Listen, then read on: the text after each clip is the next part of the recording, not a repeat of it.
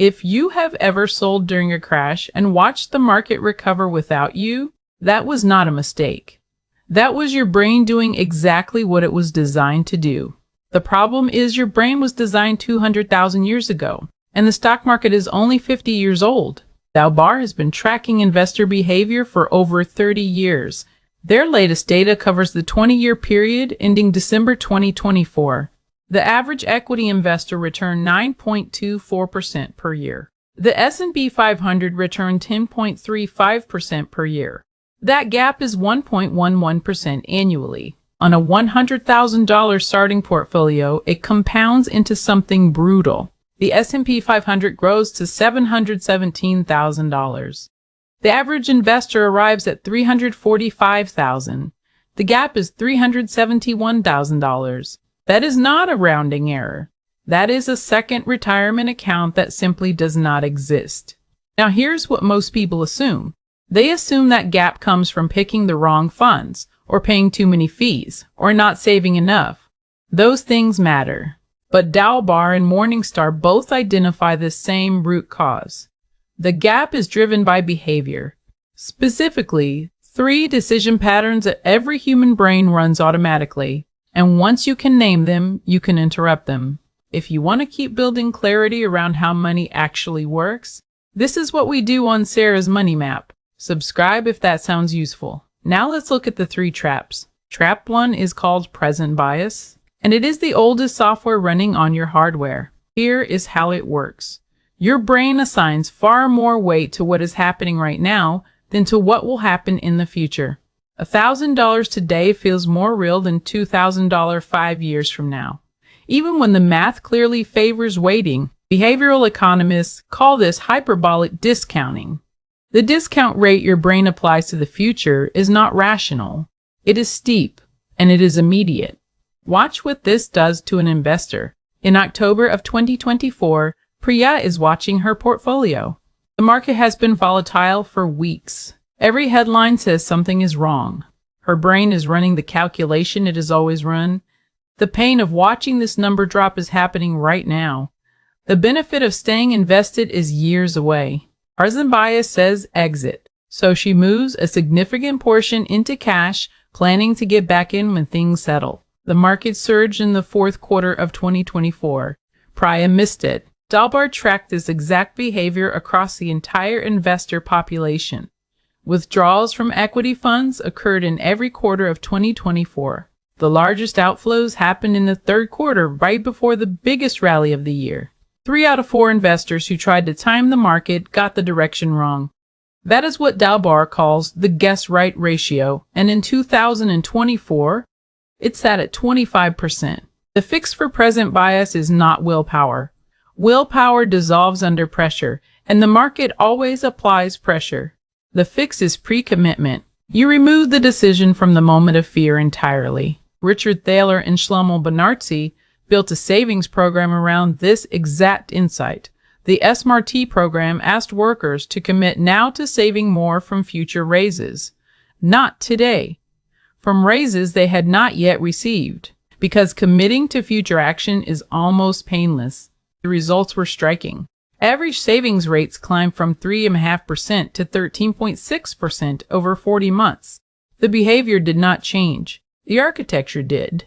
Trap 2 is loss aversion, and this one has a body of research behind it that should genuinely change how you read your own portfolio. In 1979, Daniel Kahneman and Amos Tversky published a paper in Econometrica that would eventually earn Kahneman the Nobel Prize. Their finding was simple and devastating. The pain of losing money is approximately twice as powerful as the pleasure of gaining the same amount. Losses loom larger than gains. The ratio is roughly 2 to 1. Let me put that on the timeline. Imagine a straight horizontal line. That is the break-even point. Above it are gains. Below it are losses. Now imagine 2 arrows moving away from that line in opposite directions. One upward toward a 20% gain, one downward toward a 20% loss. According to Kahneman and Tversky, the emotional weight of the downward arrow is double the upward one. Same distance from center, twice the pull. This is why investors sell at the worst possible moment. The market drops 15%. The pain is immediate and physical. The rational calculation says stay. Loss aversion says get out before it gets worse. So people sell, and the market recovers. They watch from cash, waiting for confirmation that it is safe to return. By the time things feel safe, the recovery has already happened. James had been invested in a broad index fund for 6 years. When the volatility hit in mid-2024, his balance dropped. He looked at it every morning. On the 14th morning, he moved everything to a money market fund. He told himself it was temporary. The fund recovered 2 months later. James re-entered at a higher price than where he exited. This is not a story about James being irrational. James was running exactly the software Kahneman and Tversky described. The software is not broken. It is just 40 years old and designed for a world where losses could be fatal. The stock market is not that world, but your amygdala has not been updated. The protocol for loss aversion is pre-commitment in written form. Before the next period of volatility, write one sentence. Something like this: I will not sell any equity position during a drawdown of 20% or more. Sign it. Put it somewhere you will see it when the market drops. Not because a piece of paper stops panic, but because when you are in the grip of loss aversion, your future self made a calmer decision than your present self is capable of making. You are borrowing discipline from a quieter moment. Trap 3 is anchoring, and this one is the quietest of the three because it masquerades as patience. Anchoring is the tendency to attach too much weight to a reference number and make decisions relative to that number rather than to current reality. In investing, the most common anchor is a past price. Claire bought shares in a fund at $40 per unit. The price fell to $28. She tells herself she will sell when it gets back to $40.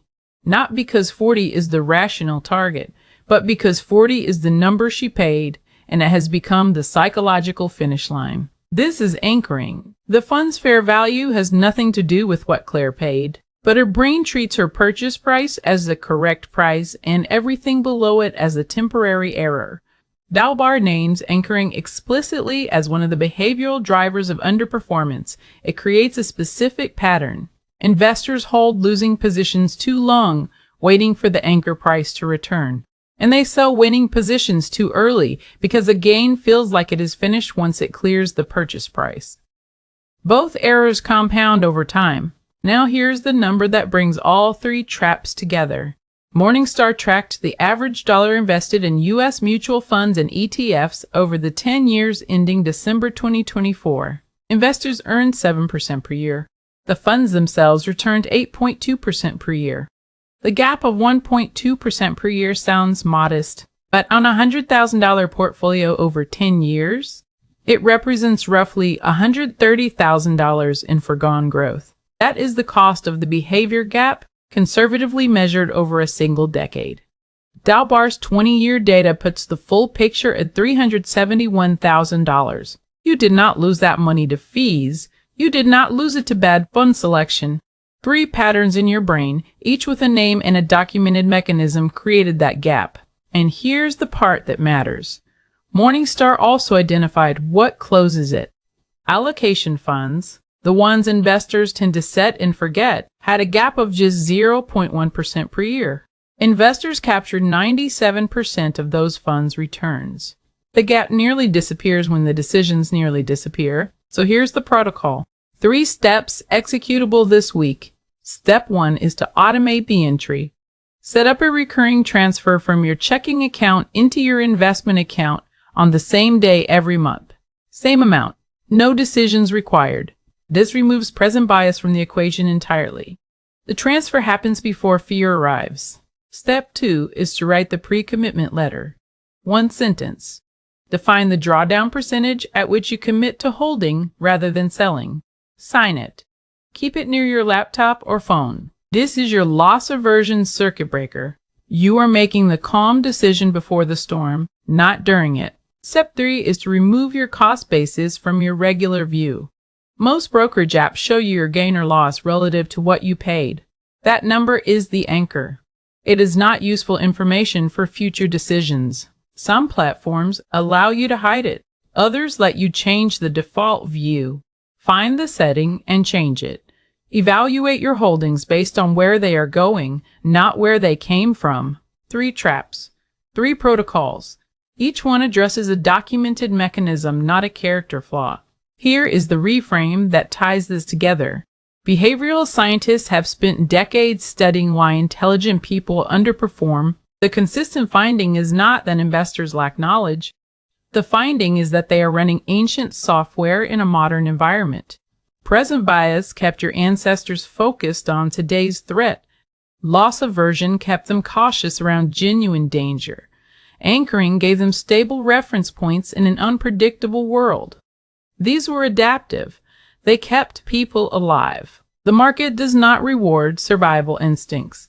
It rewards patience, consistency, and the ability to do nothing when everything in your body says act. That is not natural, but it is learnable. And the difference between learning it and not, measured over 20 years, is $371,000. Not a motivation number, a math number.